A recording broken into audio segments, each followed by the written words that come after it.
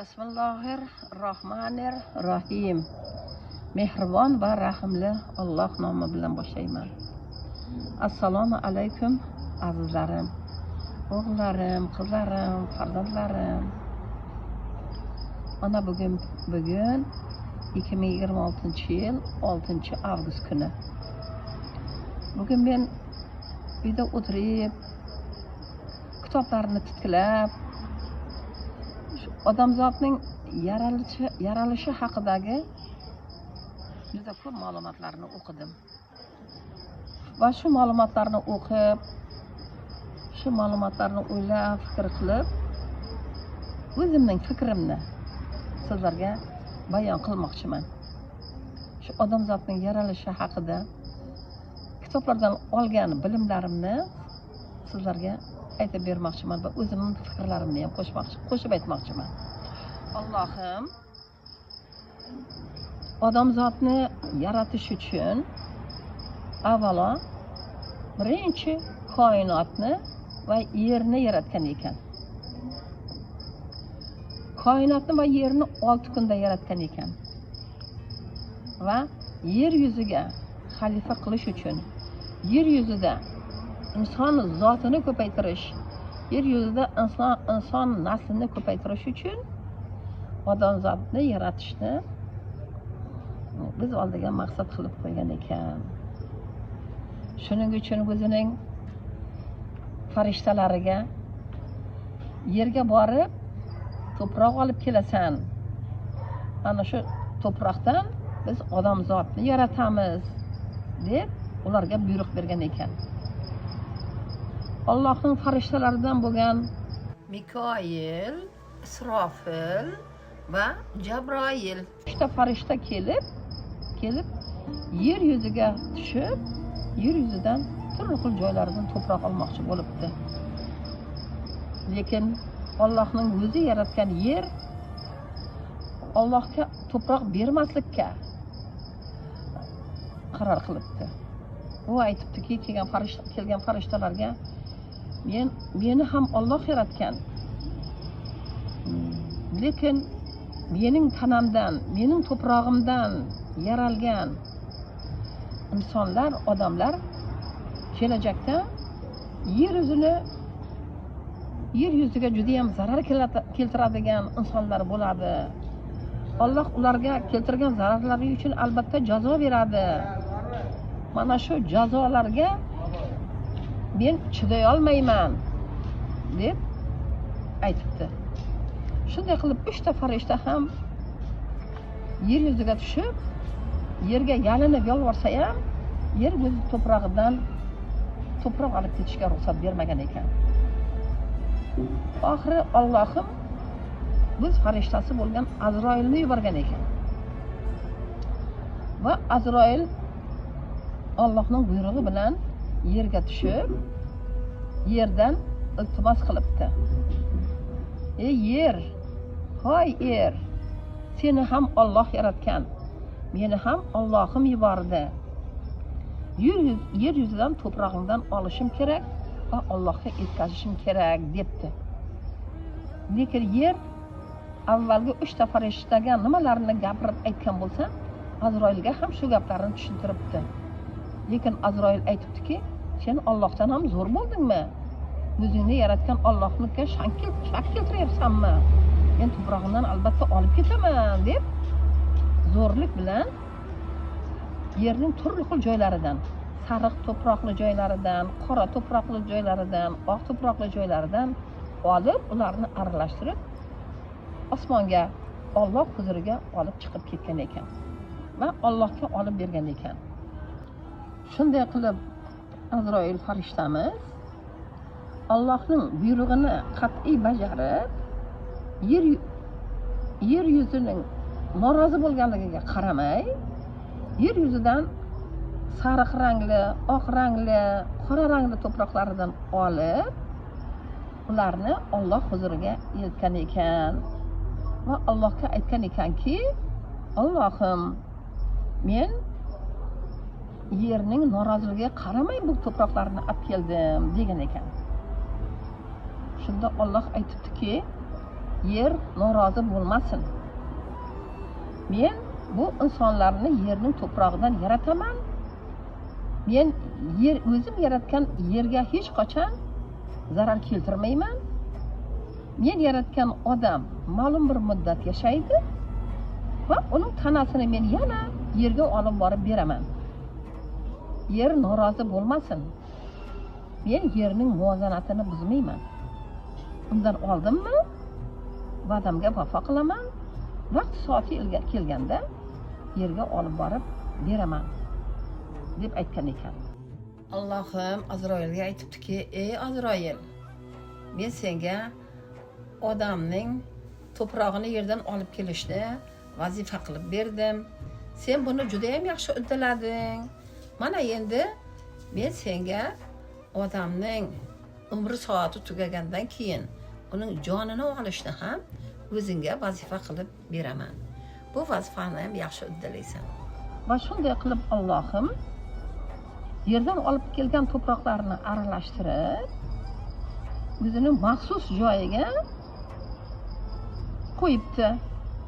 Va Allohning qudrati bilan, uning so'rovi bilan mana shu yoyilgan to'proq ustiga 40 yil yomg'ir yog'diribdi. 40 yil yomg'ir yog'dirgan ekan, 40 yilning 39 yili g'am, tashvish yomg'iri ekan. Faqatgina bir yili xursandchilik keltiradigan yomg'irlar ekan. Shuning uchun mana 40 yillik, 39 yillik g'am tashvishdan, 1 yillik xursandchilik suvlaridan, yomg'irlardan hosil bo'lgan loydan yasalgan inson tanasi mana hozirgi kunda ham tug'ilgandan boshlab chopa-chap chaqaloq dunyoga keldimi harakatda.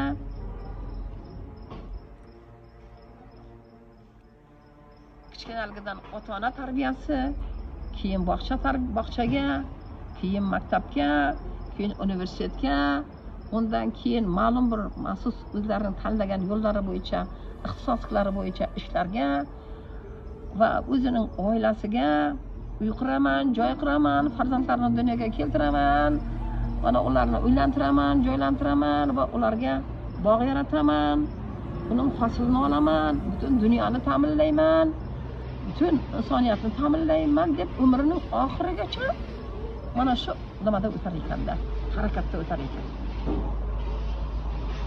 Shunday qilib Allohim insonni ustiga yomg'ir yog'dirganlardan keyin, yomg'ir to'xtagandan keyin uni 40 yil quritibdi. 40 yil quritganda insonni yaratish uchun yoyilgan to'proq shu sopol ko'zalar yasaydigan, suv butunlay qurib ketmagan loy holatiga kelib qolgan ekan. Va Allohim mana shu loydan, sopol yasash mumkin bo'ladigan loydan insonning tanasini mohirlik bilan, chevarlik bilan san'atkorona qilib odam haykalini yaratgan ekan.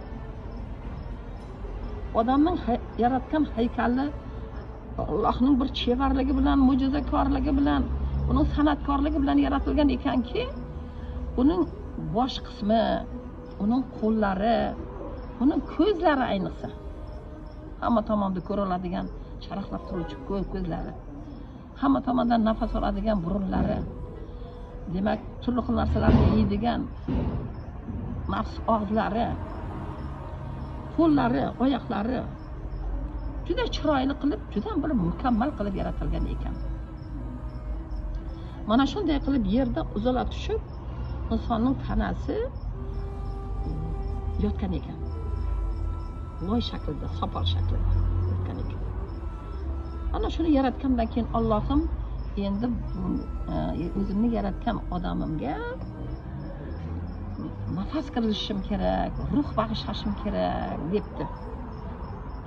Jon kirgizishim kerak debdi.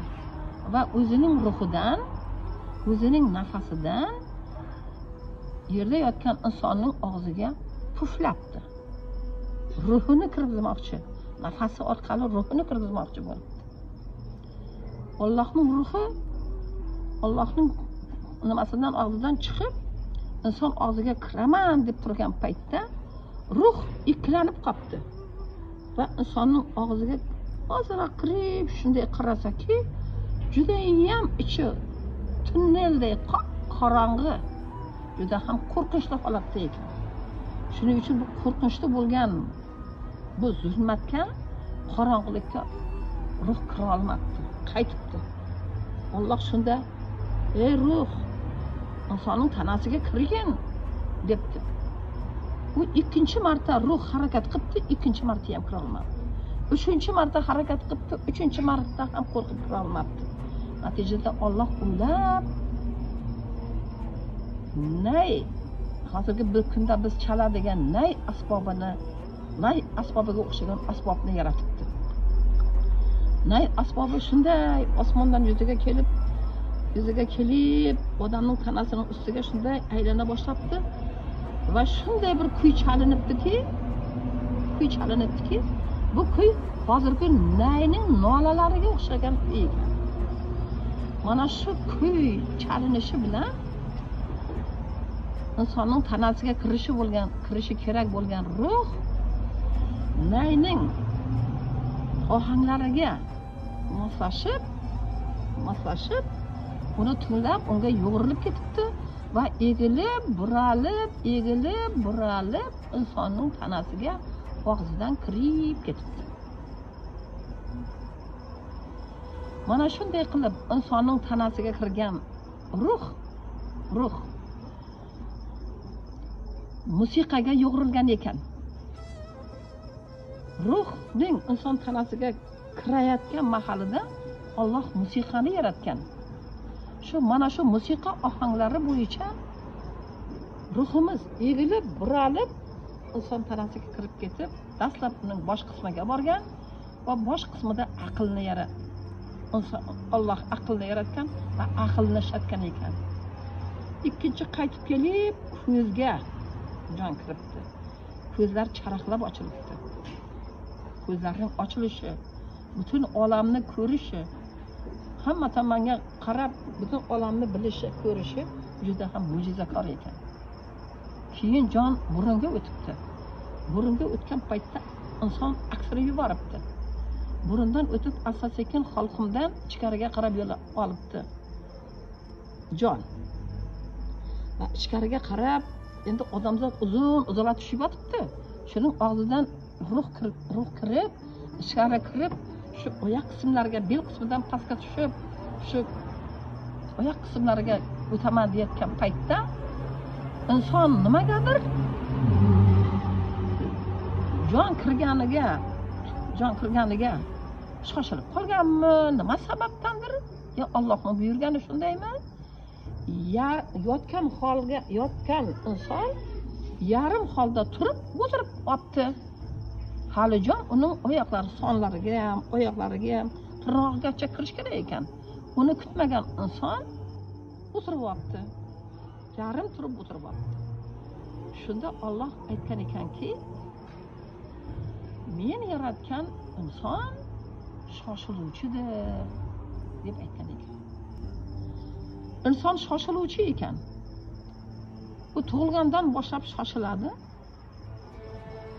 Allohning bergan umrini yashab o'tib ketguncha shoshiladi.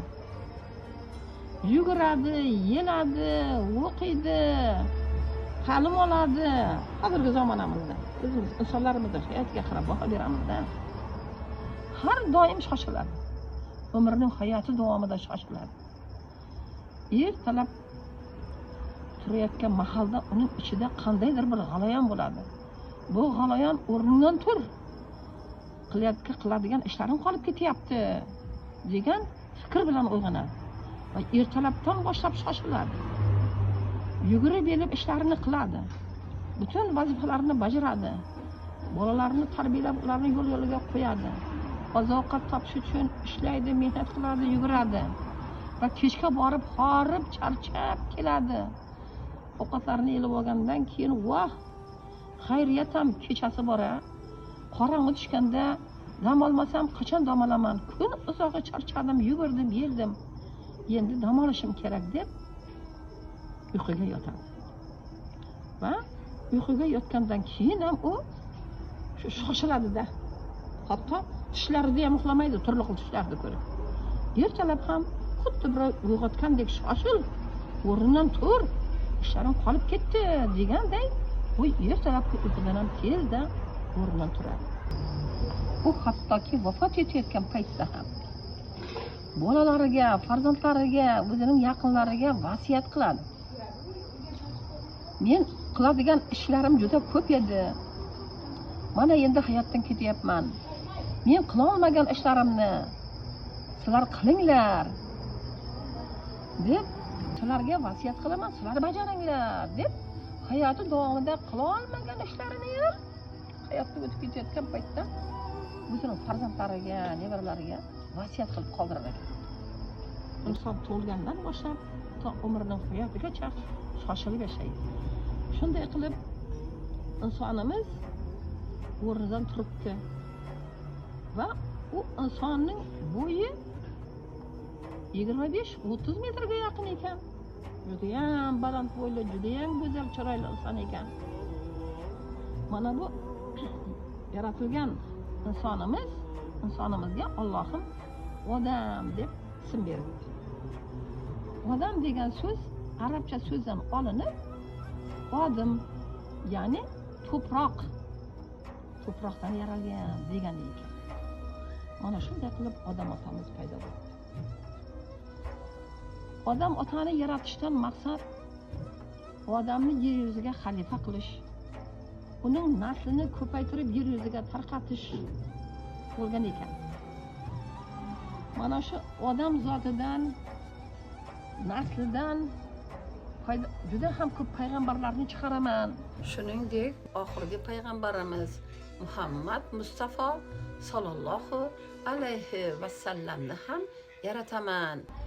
Mana eng oxirgi payg'ambar bo'lgan Muhammad payg'ambarimizning davriga kelib va undan keyingi davrda insonlar juda ham ko'p men Allohni eslaydilar, menga rahmat etadilar, menga sig'inadilar, meni tan oladilar va men butun dunyodagi insonlarga bir yo'l ko'rsatuvchi, to'g'ri yo'lni ko'rsatuvchi bir chiroqqa aylanaman. Mana shu paytni kutib men mana shu birinchi dastlabki odamni yaratyapman deb uzoq necha ming yilliklarga mo'ljallangan rejalarni Allohim o'z oldiga qo'yib odamzodni yaratgan ekan. Va uning endi naslni tarqatish uchun odamning tanasidan, odamning chap qovurg'asidan, yurakka yaqin bo'lgan qismidan suyaklaridan suyak olgan ekan, etidan et olgan ekan va inson tanasidan, odamzodning yuragiga yaqin bo'lgan inson tanasidan Mama Havvoni yaratgan ekan. Mama Havvo shunchalar go'zal ekanki, shuncha ham sehrli, jozibali ekanki, odam ota unga qarab juda ham sehrlanib qolgan ekan. Va Allohim odam otaga sen hayoting davomida senga yo'ldosh bo'lsin deb shu insonni yaratdim. Mama Havvoni butun hayoting davomida senga umr yo'ldosh bo'ladi. Senga hayotingga yo'ldosh bo'ladi deb Mama Havvoni yaratgan ekan. Mana shunday qilib Allohim odam otani va Mama Havvoni yaratgan ekan va ular birga yer yuziga tushganlaridan keyin birga yashaganlar va umri hayoti davomida 100 dan ortiq farzandlar ko'rgan ekan.